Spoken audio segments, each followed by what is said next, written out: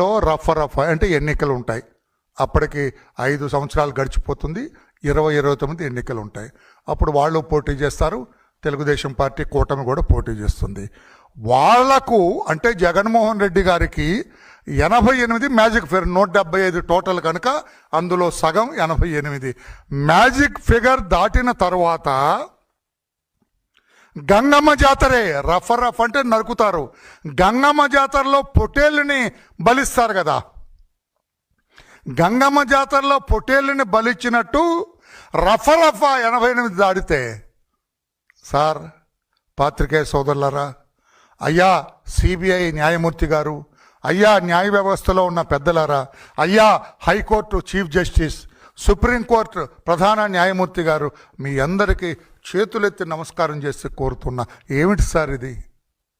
ఏమి చేయబోతున్నారు సార్ జగన్మోహన్ రెడ్డి గారు? రాష్ట్రాన్ని ఎలా బలి తీసుకోబోతున్నాడు సార్ జగన్మోహన్ రెడ్డి గారు?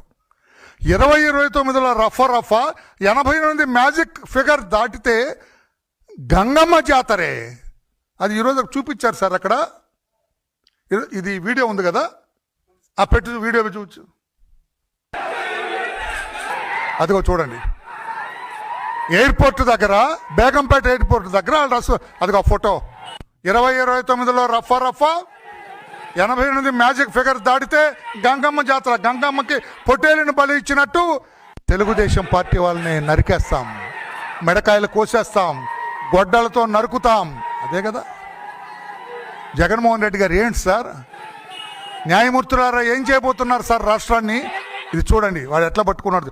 హౌ అడాచి వాడిని ఏమండి తీసుకెళ్ళొద్దండి, పోలీసులు ఎత్తుకెళ్ళొద్దండి. ఆ ప్లే కార్డ్ చూపించిన వాడిని ఇమీడియట్గా పోలీసులు తీసుకెళ్ళి బొక్కలు వేయొద్దండి, కేసు రిజిస్టర్ చేయొద్దండి.